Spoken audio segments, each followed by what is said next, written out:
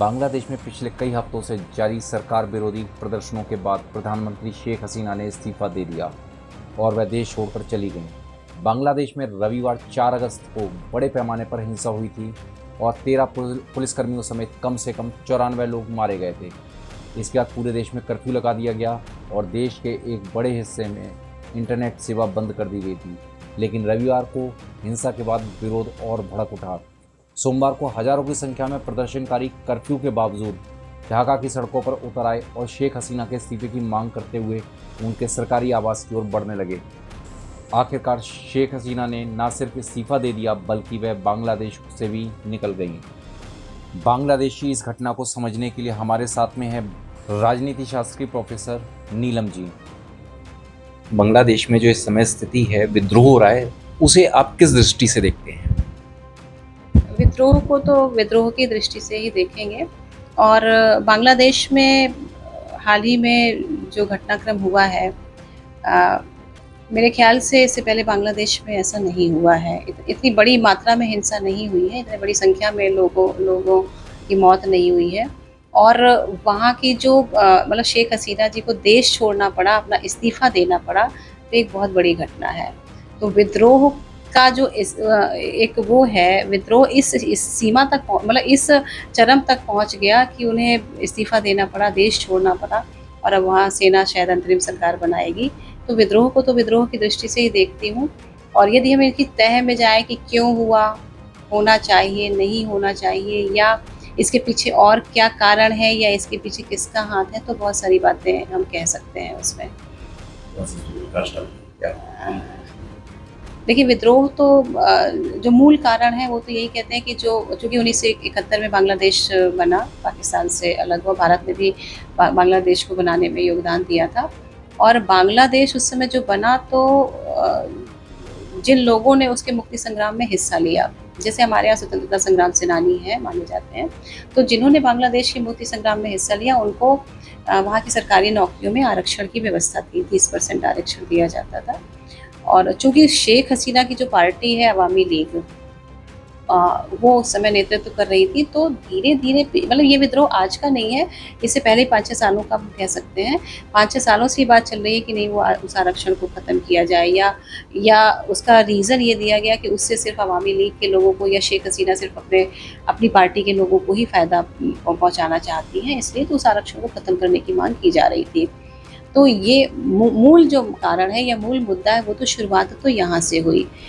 लेकिन हम इसे मूल मुद्दा इसलिए भी नहीं कह सकते हैं क्योंकि ये जब कोर्ट में पहुँचा, तो कोर्ट ने इसको 30% से 7% कर दिया कि 5% तो उन लोगों के लिए दिया जाता है और 2% अन्य लोगों के लिए। तो इसलिए इस मुद्दे में बहुत ज़्यादा इसको एक बड़ा कारण मानना, मतलब ये इंगित कर रहा है कि ये एक बड़ा कारण नहीं था, कारण कुछ और है। इसको ढाल बना करके कारण कुछ और है। हालांकि शुरुआत तो आरक्षण के विरोध को लेकर के हुई थी। तो जैसा कि हम लोग सुनते हैं, या मैंने कई सारे आर्टिकल्स पढ़े, पेपर्स पढ़े, तो ये कहा जाता है कि वहाँ पर एक संगठन है छात्र शिविर नाम का, तो जो मतलब एक उसका उप संगठन है, एक बांग्लादेश में एक प्रतिबंधित संगठन है जमात इस्लामी। और ये माना जाता है कि जमात इस्लामी का जो संबंध है वो पाकिस्तानी ISI से है। तो इस तरीके से कहीं ना कहीं लोग उससे भी लिंक करके जोड़ रहे हैं कि इस मामले को तूल दिया गया, क्योंकि जब शांति हो गई थी बीच में, उसके बाद दोबारा से हिंसा भड़कने का क्या कारण है। तो कहीं ना कहीं से छात्रों के बीच में जो असंतोष था, उसको और हवा दी गई, जानबूझ करके हिंसा भड़की या भड़काई गई। तो ये कहीं ना कहीं उसमें एक सोचने पर मजबूर करने वाली बात है कि तख्ता मतलब इस स्तर तक आप उस हिंसा को भड़काओ कि उनका इस्तीफे की मांग करिए। इस्तीफे की मांग को लेकर के हिंसा भड़क गई और अंततः उन्हें इस्तीफा भी देना पड़ा, और इस्तीफा ही नहीं देना पड़ा, देश छोड़ना पड़ा। तो ये तख्ता पलट ही कहा जाएगा, जिसे मतलब सड़कों पर उतार करके किसी एक ऐसे मुद्दे को जो हल किया जा सकता था सरकार के माध्यम से, कोर्ट के माध्यम से, और लगभग हल हो चुका था, लेकिन उसको इतना तूल दिया गया, चाहे वो जिसकी भी तरफ से, चाहे वो एक दूसरी पार्टी जो वहाँ पर है, BNP है, जो है ना, जिससे चुनाव में हिस्सा ही नहीं लिया था, वो उसके माध्यम से कह लीजिए, या छात्र शिविर संगठन के माध्यम से कह लीजिए, या जमात इस्लामी के माध्यम से, या और अन्य भी कोई कारण हो सकते हैं। या बहुत सारे लोग कहते हैं कि नहीं, बाहरी जो शक्तियां हैं उनका भी कहीं ना कहीं रोल है, क्योंकि वो छोटे छोटे देशों में एक जो पावर ऑफ बैलेंस है उसको करने के लिए छोटे छोटे देशों में ऐसी अस्थिरताएं जो है वो पैदा करना चाहते हैं या चाहती हैं। तो कारण कुछ भी हो, पर इतना बड़ा मुद्दा नहीं था कि इस तरीके से हिंसा भड़के वहाँ पर। तो आपसी सारे गुटों में इतनी हिंसा हुई और अंततः ये परिणाम हमें देखने को मिला, जो अच्छे नहीं हैं, मतलब अच्छे संकेत नहीं है। अगर भारत के परिप्रेक्ष्य से अगर मैं बात करूं, भारत की दृष्टि से अगर देखूं, क्योंकि ये भारत का पड़ोसी देश भी है और इसके अलावा जो शेख हसीना जी जो है वो वहाँ से सबसे पहले भारत ही आई हैं, तो भारत का इस पूरे उससे क्या फर्क पड़ेगा? हाँ, भारत हालांकि मजबूत देश है ना, तो इसलिए फ़र्क तो पड़ेगा, पर बहुत ज़्यादा फ़र्क इसलिए नहीं पड़ेगा क्योंकि भारतीय समाज कहीं न कहीं से भारतीय समाज में वो समृद्धि है, वो परिपक्वता है कि वो कहीं न कहीं अपने राष्ट्र में इतनी अस्थिरता पैदा होने नहीं देगा। लेकिन हाँ, तात्कालिक प्रभाव ज़रूर पड़ेगा। और पहली चीज़ तो मैं इस पर प्रकाश डालूँगी कि शेख हसीना भारत आईं, तो इसको इस दृष्टि से नहीं देखना चाहिए कि उन्होंने भारत में आश्रय लिया या शरण ली तो उसका क्या प्रभाव पड़ेगा। हो सकता है इसलिए ली हो क्योंकि बांग्लादेश भारत के संबंध अच्छे रहे हैं, बांग्लादेश को बनाने में भारत ने योगदान भी किया। और साउथ जो एक एशियन कंट्रीज़ हैं ना, जितने सार्क के कंट्रीज़ हैं उसमें भारत मजबूत स्थिति में है और यहाँ तक कि लीड भी करता है। और बाकी देश कहीं न कहीं अपनी स्थिति को इस समय बहुत अच्छी स्थिति में नहीं है, चाहे वो श्रीलंका हो, नेपाल हो, है ना, और भी भूटान हो। तो इतना मतलब कहना चाहिए कि बांग्लादेश में शेख हसीना जी को भारत एक शरणदाता के रूप में सही लगा और मित्रता भी है उसकी। भारत हमेशा से बांग्लादेश में शांति चाहता है, तो इसको इस दृष्टि से नहीं लेना चाहिए कि उनके शरण लेने से भारत में क्या इम्पैक्ट पड़ेगा या क्या होगा। हाँ, और बहुत सारी चीज़ों में इम्पैक्ट पड़ सकता है, जैसे व्यापार हमारा प्रभावित होगा, हमारे यहाँ बांग्लादेशी शरणार्थी भी और आ सकते हैं।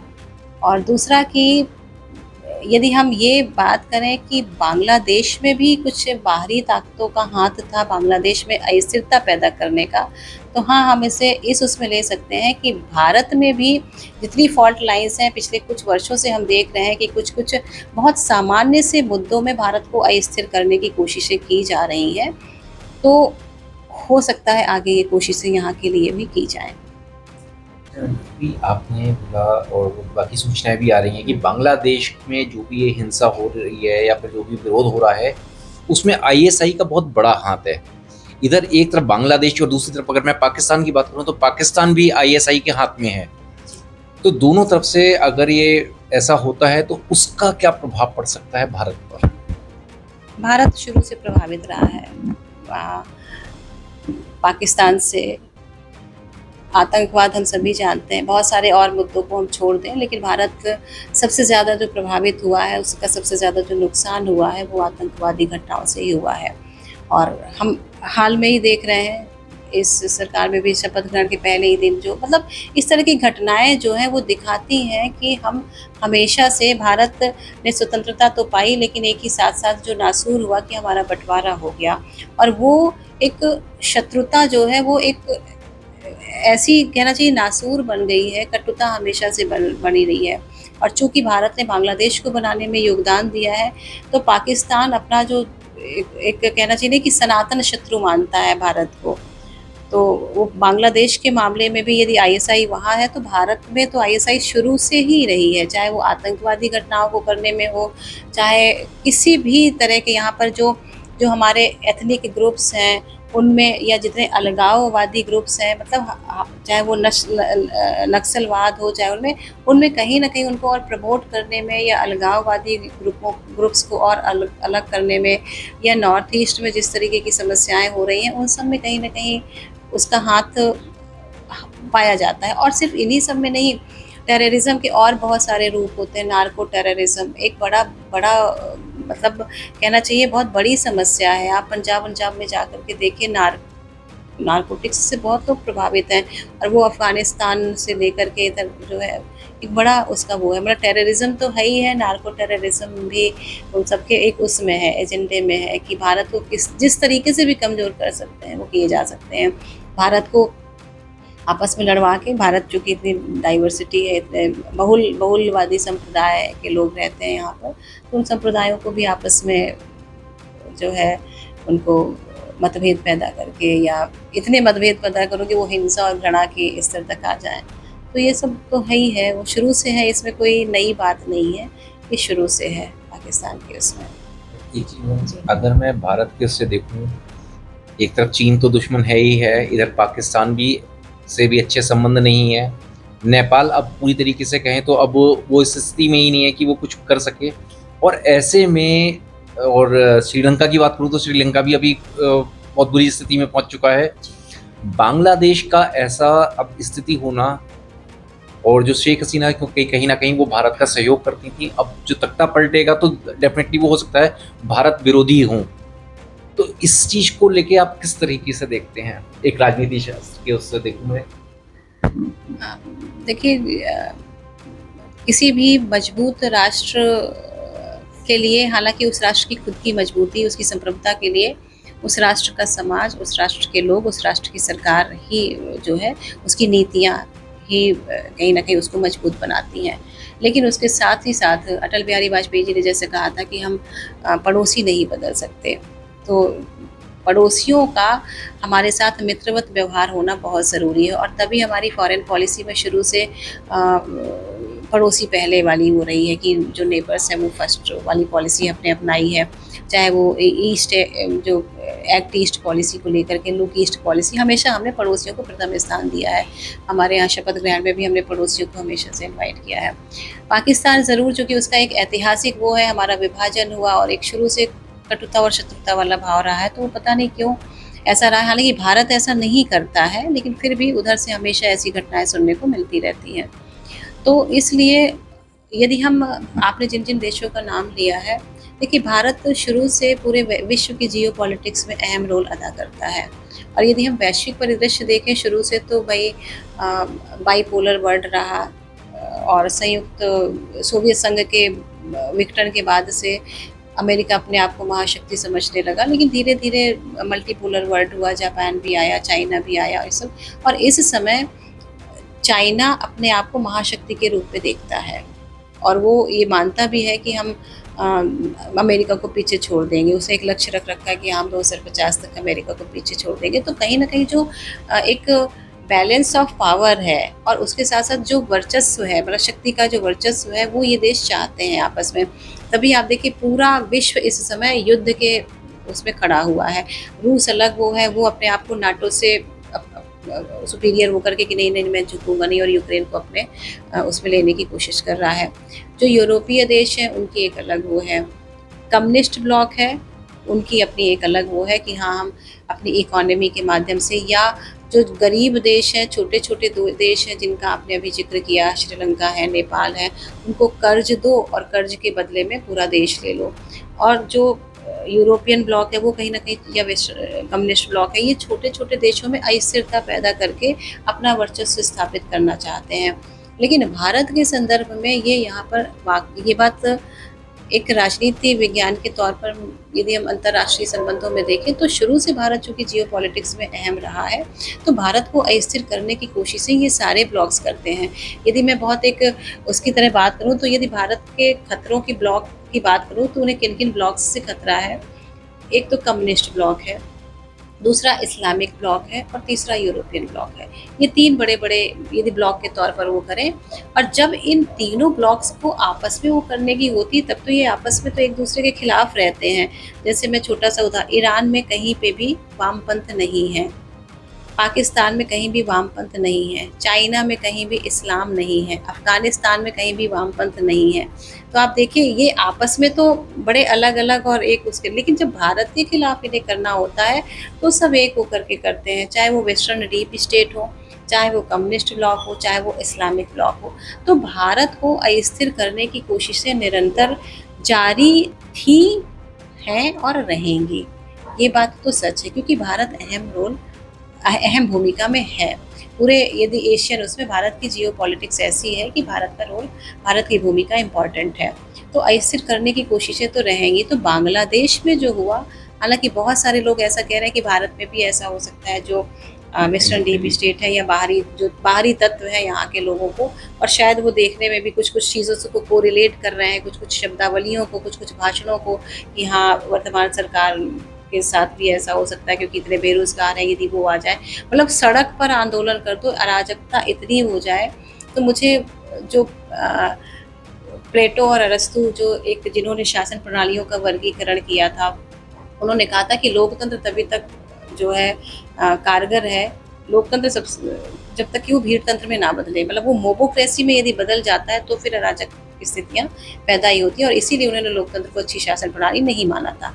हालांकि बाद में बहुत सारी शासन प्रणालियों का अध्ययन करते करते लोग ये कहने लगे कि नहीं, लोकतंत्र अच्छी शासन प्रणाली है और कितनी भी बुरी हो लेकिन सबसे अच्छी है। तो अच्छाइयाँ तो हैं, लेकिन उसके लिए सबसे पहली जो शर्त है वो यही है कि लोकतंत्र है, यदि लोगों का तंत्र है तो लोगों को अपनी जिम्मेदारी समझनी होगी, उस तंत्र में अपनी भूमिका सिर्फ वोट देने तक नहीं रहना चाहिए, या अपने हितों को देख करके हमने वोट दे दिया या हमारी जितनी समझ है, मतलब लोगों को इतनी बारीकी से उस अपने देश के हित को, राष्ट्र के हित को इतनी बारीकी से समझना चाहिए। बाहरी जो मतलब अस्थिरता पैदा करने वाले तत्व हैं, उन सबको दरकिनार करके सिर्फ राष्ट्र हित को प्राथमिकता दे करके लोगों में आपसी मुद्दे हैं, आपसी पार्टीज़ के मुद्दे हो सकते हैं, वो सब ठीक है, लेकिन राजनीतिक दलों में भी इतना राष्ट्रहित के प्रति एक एक कहना चाहिए कि मतैक्य होना चाहिए। अलग-अलग बाकी मुद्दे हो सकते हैं, घरेलू मुद्दों में हमारे मतभेद हो सकते हैं, बहुत सारी बातों में हो सकते हैं, लेकिन जो राष्ट्रहित के मुद्दे हैं, वो सभी, चाहे विरोधी पार्टी हो, चाहे सत्ताधारी पार्टी हो, उन सब के मतों का ऐक्य होना चाहिए। और इसीलिए भारत को यदि अपने आप को पूरे इस वैश्विक परिदृश्य में मजबूती के साथ खड़े रहना है, तो ये हमारे राजनीतिक दलों को, पूरी भारत की जनता को, और भारत चूँकि विविधता भरा देश है, यहाँ पर बहुत सारे धर्मों के लोग हैं, संस्कृति के लोग हैं, एक बहुलतावादी समाज है, तो उस समाज में विविधता को बनाए रखते हुए हमें एकता को स्थापित करने के प्रयास करने होंगे। ये मैं इसलिए कह रही हूँ क्योंकि यदि ऐसा नहीं हुआ तो इसके परिणाम अच्छे नहीं होंगे। क्यों? क्योंकि हमें बाँटने की कोशिशें जो हैं वो निरंतर जारी हैं। कभी जाति के नाम पे, कभी धर्म के नाम पे, कभी मज़हब के नाम पे, कभी भाषा के नाम पे, कभी उत्तर-दक्षिण के नाम पे, बहुत सारे ऐसे वो हैं। तो मेरी बस आपके खैर चैनल के माध्यम से ये सभी से अपील भी है कि हम सब एक हैं, और हमारी विविधता हमारी सुंदरता है, हमारी एकता है, हमारी ताकत है, उसे विभिन्नता में ना बदला जाए। तो राष्ट्रहित सर्वोपरि होना चाहिए, लेकिन हाँ, भारत पर इन चीज़ों का असर तो पड़ेगा ही।